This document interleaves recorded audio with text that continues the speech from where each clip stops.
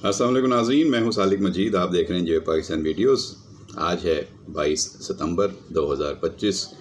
यकीनन दुख और अफसोस तो पूरी कौम को है कि पाकिस्तान एक मरतबा फिर भारत से हारा है, लेकिन एक अच्छा मुकाबला था। पाकिस्तान ने पिछले मैच के निस्बत काफ़ी बेहतर कारकर्दगी दिखाई और अपनी बहुत सी गलतियों पर काबू पाया, लेकिन अभी भी इंडिया की टीम हमसे तगड़ी साबित हुई और उन्होंने बेहतर खेल कर हमें इस मैच को जीतने से महरूम रखा और 7 गेंदें पहले ही ये फतह उन्होंने अपने नाम कर ली। और पाकिस्तान ये एक मैच ऐसा था जो जीत सकता था।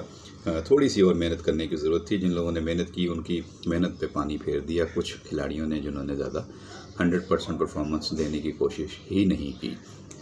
सवालात उठ रहे हैं, सवाल उठते रहेंगे और गलतियों की निशानदेही जब तक होती रहेगी तो इस्लाह का पहलू भी मौजूद रहेगा। कप्तान हमारा भी सीखने के मराहिल में है। सलमान से गलतियां हुई हैं और कप्तानी भी कोई इतनी ज़्यादा हिकमत अमली के साथ नज़र नहीं आई और 5 बॉलर्स पूरे जो रखे गए थे उनसे पूरे 50 ओवर कराने की हिकमत अमली पे वो कार फरमा रहे, अमल पैरा रहे और उन्होंने बीच में ना खुद को आजमाया, ना मोहम्मद नवाज़ को आजमाया, ना किसी और बॉलर को लाने की कोशिश की।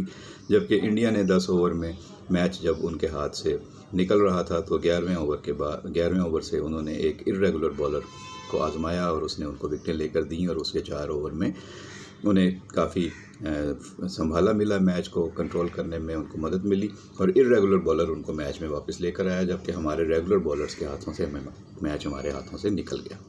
शाहीन की कारकर्दगी बहुत ही सवालिया रही कि वो 4 ओवर उन्होंने किए लेकिन कोई विकेट नहीं दिला सके। जब आपका मेन बॉलर को विकेट ना दिला सके, जब वो मैच का आगाज़ पहली गेंद पे छक्का खाने से करे और छक्का भी वो कोई स्ट्रोक से नहीं बल्कि एक गैर ज़रूरी बाउंसर पे छक्का खाया उन्होंने और उसके बाद से टीम जो है वो डी ट्रैक होती चली गई और उनके पहले 2 ओवर में इतने 21 रन बन जाते हैं कि फिर दूसरे तरफ से भी बॉलर जो आता है उसको भी संभालने में मुश्किल होती है। तो पाकिस्तानी बॉलर्स को एक अच्छा मौका मिला था डिफेंड करने का। एक बड़ा स्कोर था 171 रन 72 रन का जो हदफ था इंडिया के पास, तो ये कोई इतना छोटा हदफ नहीं था।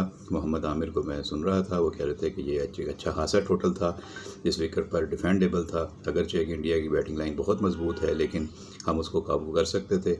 हमें अपनी बेहतर बॉलिंग और फील्डिंग के ज़रिए चीज़ों को बेहतर बनाने की ज़रूरत थी जो हम नहीं बना सके।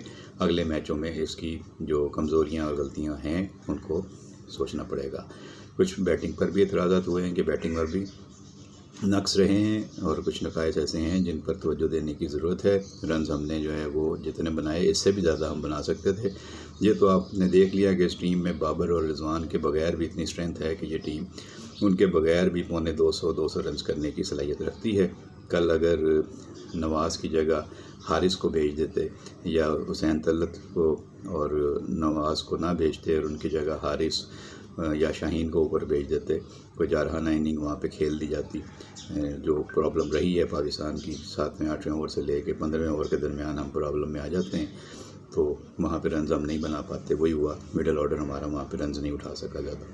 लेकिन 2 बैट्समैन हमारे बहुत ही दलेरी से खेलते हैं, यकीनी तौर पे फ़खर और फरहान, दोनों को शाबाश। दोनों ने बहुत ज़बरदस्त तरीके से जो है वो अपनी बैटिंग को सही रखा हुआ है और जारहाना अंदाज़ अपनाते हैं। साइम डिलीवर नहीं कर पा रहे हैं, कल उन्होंने कुछ शॉटें मारी हैं लेकिन इन लोगों को बड़ी इनिंगें खेलनी चाहिए जो ये नहीं खेल पा रहे। इसी तरीके से आपके पास कप्तान सलमान भी कुछ बहुत ज़्यादा मुतासर नहीं कर सके और नवाज़ तो कल बिल्कुल ही बुझे थे बैटिंग में और ये समझ में नहीं आई कि उनको क्या एज ए बैट्समैन खिलाया गया था। अगर बॉलिंग नहीं करानी थी तो फिर उनकी टीम में जगह नहीं बनती थी, ये तो बिल्कुल क्लियर है। तो ये क्या दोस्तियाँ जा रही हैं, निभाई जा रही हैं या उनको बॉलिंग ना देके उनको बचाया गया है कि अगर वो बॉलिंग में पिट जाते या ख़ुद कप्तान आके बॉलिंग में पिट जाते तो शायद उनके लिए आइंदा कैरियर पे सवाल उठते हैं। तो उन्होंने अपने आप को पिटने से बचा लिया है। कल मैं देख रहा था कि एक्सपर्ट कह रहे थे कि जो टीम में सिलेक्ट नहीं हुए वो बच गए हैं, क्योंकि जो सिलेक्ट हो गए हैं वो एक्सपोज हो रहे हैं इंडिया के सामने और उनका कैरियर दाव पे लग रहा है। खैर ये तो मजाक की बातें हैं। खिलाड़ी तो ज़ाहिर है यही चाहता है कि ग्राउंड में उतरूँ तो मैं हीरो बनकर बाहर निकलूँ, लेकिन हीरो बनने के लिए जो मेहनत दरकार होती है, जो कमिटमेंट दरकार होती है, उसकी कमी नज़र आ रही है। तो उस पर ज़्यादा तवज्जो देने की ज़रूरत है। ये बहस भी हो रही थी कि जब कोई खिलाड़ी आउट हो जाता है, जब सिचुएशन होती है तो पवेलियन में बैठे बैठे खिलाड़ियों में से कौन फैसला करता है कि जी किसने अब रुकना है और किसने जाना है बैटिंग करने के लिए। तो हेड कोच भी अगर मशवरा देता है तो वो कप्तान को मशवरा ही देता है, फैसला तो कप्तान ने करना होता है या जो भी स्ट्रेटजी बनी होती है उसके मुताबिक चलना होता है। तो ये सारी बातें जो हैं वो अब سوالات اٹھ رہے ہیں اگلے میچوں میں سری لنکا اور بنگلہ دیش کے علاوہ آپ نے کس طرح کھیلنا ہے. اگر آپ نے ٹورنامنٹ میں فائنل کھیلنا ہے تو پھر آپ کو یہ دونوں میچ جیتنے ہوں گے. بہت محنت کرنی ہوگی. سری لنکا اور بنگلہ دیش کی ٹیمیں بڑی فارم میں ہیں, بہت اچھا پرفارم کر رہی ہیں, اور آپ کے آس پاس ہی ہیں وہ ٹیمیں, تو آپ کو ان سے تو بہتر ہی پرفارم کرنا ہوگا. لیکن کوئی بھی ٹیم آپ کو پلیٹ میں میچ رکھ کر نہیں دے گی. فتح حاصل کرنے کے لیے جان لڑانی پڑے گی. یہ تو پتہ چل گیا تھا کہ عمان جیسی ٹیم اگر انڈیا کو ٹف ٹائم دے سکتی ہے تو پاکستان اور دیگر ٹیمیں بھی انڈیا کو اتنی آسانی سے جیتنے نہیں دیں گی. کل پاکستان نے ٹاس ہارنے کے باوجود میچ کو اپنی گرفت میں رکھا تھا, لیکن 11ویں اوور کے بعد سے میچ پاکستان کے ہاتھ سے نکلا اور اس کے بعد پھر واپس نہیں آیا. کسی سٹیج پر میچ واپس نہیں آیا.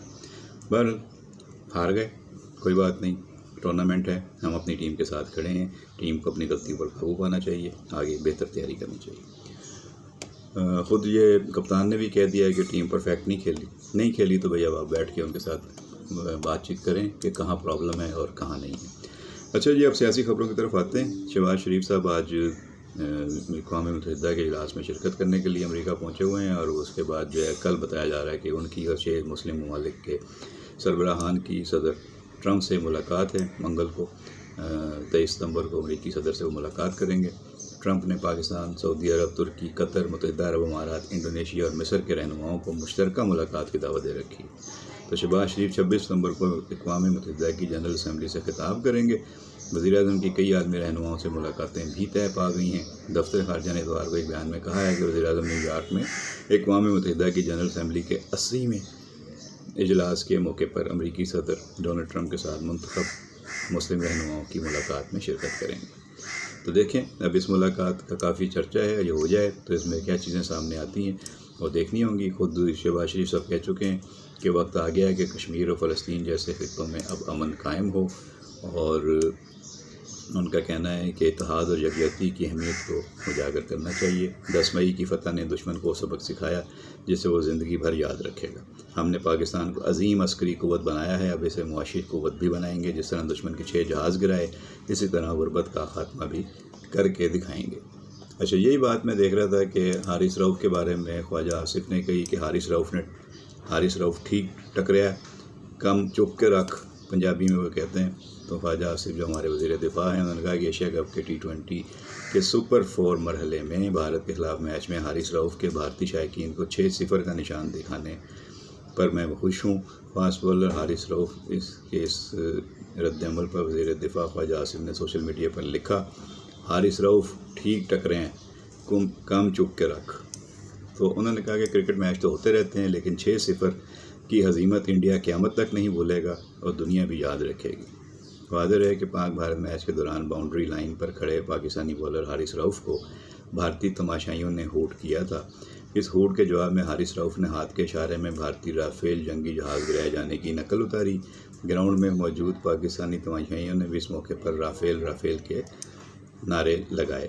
تو یہ تو ظاہر چیزیں چلتی رہیں گی سائڈ بائی سائڈ, اور سیاست کے ساتھ ساتھ کرکٹ اور کرکٹ کے ساتھ ساتھ سیاست ہوتی رہے گی. اب یہ آپ اسے پسند کریں نہ پسند کریں, یہ چیز اکٹھی ہو چکی ہے.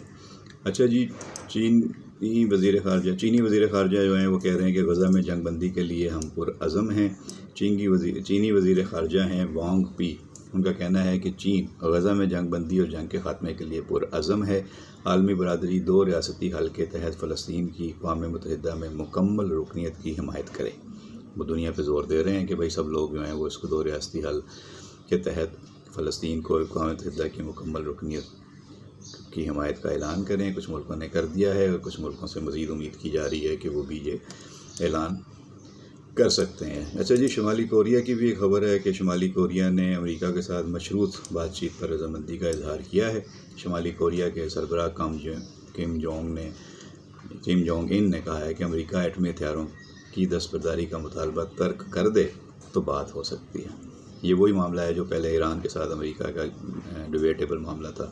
وہ ایران کو روکنا چاہتا تھا نیوکلیئر ہتھیاروں سے. تو اب شمالی کوریا بھی یہی کہہ رہا ہے کہ اگر اپنے ایٹمی ہتھیاروں سے دستبردار نہیں ہوں گے, ایٹمی ہتھیار دفاع کی ضمانت ہیں. کم جونگ ان نے مزید کہا کہ ڈونلڈ ٹرمپ کے پہلے دور صدارت میں ان سے 3 بار ملاقات ہوئی. ذاتی طور پر اب بھی امریکی صدر کے ساتھ اچھی یادیں ہیں. واضح ہے کہ گزشتہ ماہ امریکی صدر ڈونلڈ ٹرمپ نے جنوبی کوریا کے رہنما سے ملاقات کے دوران شمالی کوریا کے ہم منصب سے ملاقات پر آمادگی ظاہر کی تھی. اچھا جی, جو انڈین کیپٹن ہیں ان کا بھی بیان آیا پاکستانی کیپٹن کا، تو میں نے آپ کو بتا دیا کہ انہوں نے کہا کہ ہماری ٹیم پرفیکٹ نہیں کھیلی، غلطیاں ہم سے ہوئی ہیں، لیکن انڈین جو کیپٹن ہے سوریہ کمار یادیو، انہوں نے کہا کہ پاکستان سے اب رقابت والا معاملہ نہیں رہا، 10-15 میچز میں بھارت ہی زیادہ تر جیتا ہے، اور ان کا کہنا ہے کہ بھارت میچز میں بھارت کی جیت کا تناسب اب 10-1 کے قریب ہے، فیلڈنگ میں غلطیاں ہوئی، لگتا ہے کیچ چھوڑنے والوں کے ہاتھوں میں مکھن لگا ہوا تھا۔ سوریہ کمار یادیو جو اس میچ میں پاکستان کے خلاف کوئی رن نہیں بنا سکے، 0 پہ آؤٹ ہوئے، ان کو ہمیشہ یہ یاد رہے گا کہ پاکستان نے ان کو 0 پہ آؤٹ کیا تھا۔ پاکستان نے انڈیا کے ویسے ساری کیپٹنس کو اور سارے بڑے بڑے بلے بازوں کو 0 پہ آؤٹ کرنے کا ایک ٹرینڈ رکھا ہوا ہے، چاہے وہ ٹنڈولکر ہوں، چاہے وہ کوہلی ہوں، جتنے بھی بڑے بڑے بیٹسمین ہیں ہم ان کو 0 پہ آؤٹ کرتے رہے ہیں۔ تو اس لیے سوریہ کمار یادیو آپ زیادہ پریشان نہ ہوں، اگر آپ 0 پہ آؤٹ ہوئے تو آپ کے بڑے بھی 0 پہ آؤٹ ہوتے رہیں پاکستان کے خلاف۔ اچھا جی، ٹیم نے پرفیکٹ گیم نہیں کھیلی، یہ کہنا تھا سلمان علی آغا کا، اور وہ کہہ رہے تھے کہ بھارتی بیٹرز نے پاور پلے میں شاندار بیٹنگ کر کے میچ ہم سے چھین لیا۔ اچھا جی، پاکستان کی اداکارہ ہیں ہانیہ، وہ خبروں میں رہتی ہیں، ان کو خبروں میں رہنے کا ڈھنگ بھی آتا ہے، اپنی خوبصورتی اور اپنی اداکاری کی وجہ سے وہ اکثر خبروں میں ہوتی ہیں، لیکن اب وہ بنگلہ دیش کے حوالے سے خبروں میں ہیں۔ انہوں نے بریک اپ جال موری پوسٹ لگائی اور بنگلہ دیش ٹرپ کے حوالے سے مداحوں کو ان کی تصاویر بہت پسند آئی ہیں، اور وہ بہت اس حوالے سے خبروں میں ہیں، چرچا ہو رہا ہے ان کا۔ ہانیہ کو مقامی کھانوں کا لطف اٹھاتے، کتابیں پڑھتے اور تازہ پھولوں سے بال سنوارتے دیکھا جا سکتا ہے ان کی تازہ تصاویر اور ویڈیوز میں، اور یہ پہلی بار نہیں ہے کہ اداکارہ نے اپنے مداحوں کو منفرد جملوں سے چونکایا ہے۔ اس سے قبل بھی وہ ایک پوسٹ میں ایسا جملہ لکھ چکی ہیں جس کا مفہوم میں تم سے محبت کرتی ہوں بنتا تھا۔ ہانیہ کی تازہ سوشل میڈیا پوسٹ پر مداحوں کی جانب سے محبت اور دلچسپ تبصروں کی برسات ہو گئی ہے، تو اس طرح کی چیزیں بھی چل رہی ہیں ساتھ ساتھ، میں نے کہا آپ کو بتاؤں۔ اچھا جی، بھارت سے ایک اچھی خبر نہیں ہے کہ انسٹاگرام پر محبت کا دردناک انجام ہو گیا ہے، ملزم نے محبوبہ کو قتل کر کے لاش دریا میں پھینک دی۔ کراچی میں پاکستان کے ایک صحافی ہیں امتیاز میر صاحب، ان کے اوپر فائرنگ ہوئی ہے، پولیس کے مطابق فائرنگ کرنے والے موٹر سائیکل پر تھے اور ان میں ایک خاتون بھی تھی، اور وہ فرار ہو گئے ہیں، ان کی تلاش کی جا رہی ہے۔ صوبائی وزیر ناصر شاہ صاحب نے اور دیگر رہنماؤں نے اس واقعے کی مذمت کی ہے اور ان کی صحت یابی کے لیے دعا کی ہے، اللہ تعالیٰ ان کو صحت و تندرستی عطا فرمائے۔ حیدرآباد میں پاکستان ریلوے کے حوالے سے ایک افسوسناک خبر ہے کہ مالبردار ٹرین حادثہ ہوا ہے، 22 گھنٹے گزر گئے ہیں، اب ٹرین بحال نہیں ہو سکا۔ یہ جو ہمارا ٹریک ہے نا، یہ سندھ کے اندر مختلف مقامات پہ، یہ سیلاب کے بعد اور اس سے پہلے بے نظیر صاحب کی شہادت کے بعد بری طرح ڈسٹرب ہوا تھا، اور یہ ٹریک اس کے بعد سے جتنی اس کی اپ گریڈیشن ہونی چاہیے شاید نہیں ہو سکی ہے۔ ریلوے کے ماہرین کہتے ہیں کہ یہاں پہ ریلوے ٹریک کافی کمزور ہے۔ تو حیدرآباد میں کوٹری اور بھلاری اسٹیشن کے درمیان مال بردار ٹرین حادثے کو 22 گھنٹے گزر گئے ہیں۔ ایس ایچ او ریلوے اسٹیشن اسد مہر کے مطابق 11 بوگیوں کو ٹریک سے ہٹایا جا چکا ہے، باقی 2 بوگیوں کو ٹریک سے ہٹانے کا کام جاری ہے۔ اس کے بعد ریلوے ٹریفک بحال ہو جائے گا، ڈاؤن ٹریک سے ٹرینوں کو روانہ کیا جا رہا ہے۔